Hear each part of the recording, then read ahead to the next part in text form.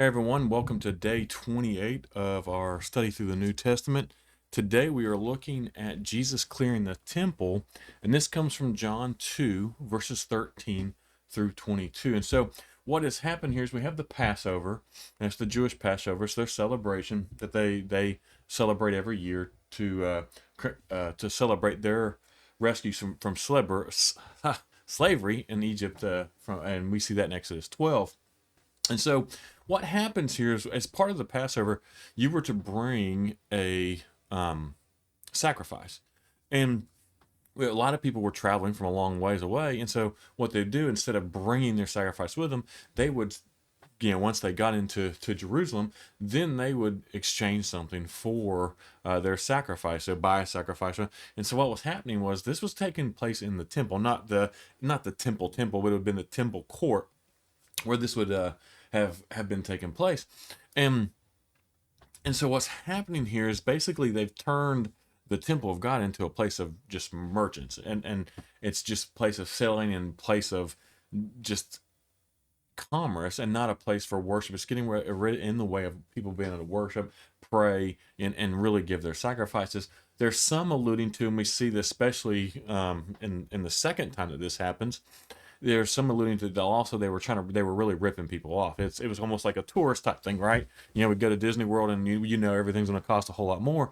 And so this was kind of like the same thing. Was they were taking advantage of people because they had to give a sacrifice, so they were charging them a lot more and ripping them off than what they would normally have charged. So we see a little bit of that.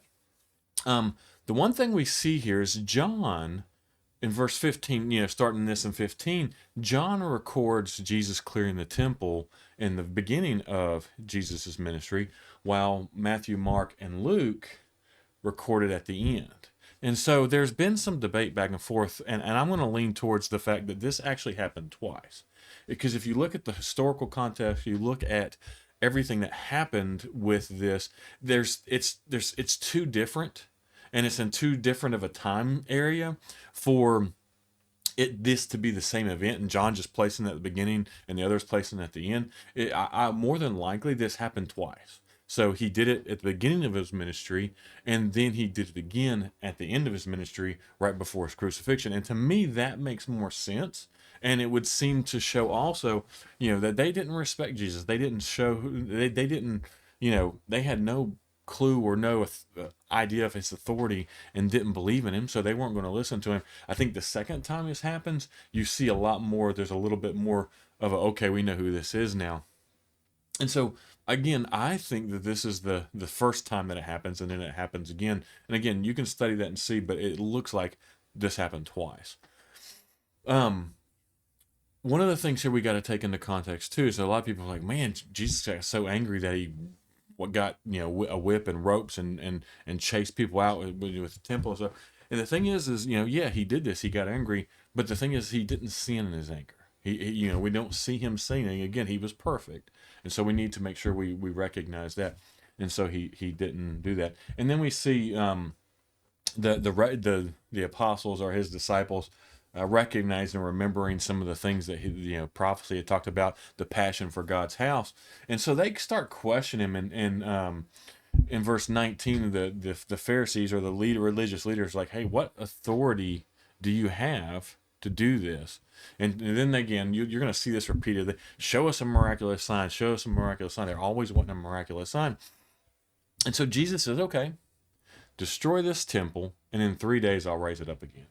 Well, we know, we know now, the apostles and his followers didn't even know what he meant then. We know he was talking about his body, like destroy his body, and in 3 days he'll raise it up.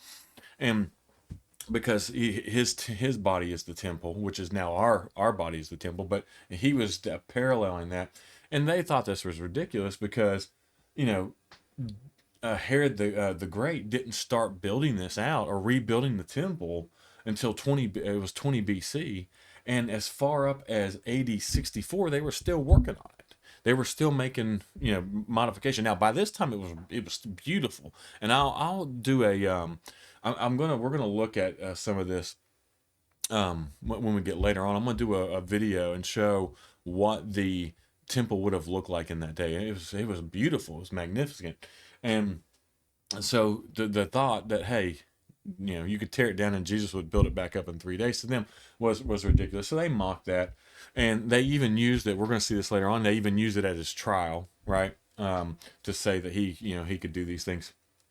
So we know that Jesus was talking about his body, and we see that finally in verse at the end, at verse 22, that after he was raised from his dead, his disciples remembered what he had said, and they believed both the scripture and what Jesus had said.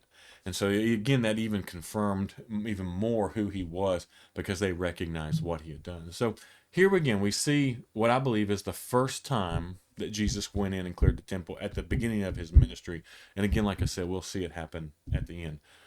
I hope you're enjoying these. I hope you continue to read these. If you have any questions, have any comments, please leave them. Please share these videos if you find them interesting, if you think someone else could learn from them. And then if you hadn't, subscribed, please go ahead and subscribe to our channel, because we're going to continue to put things out like this. And then we're going to also continue to put out other lessons and series as we dig deeper into things. So again, thank you for watching.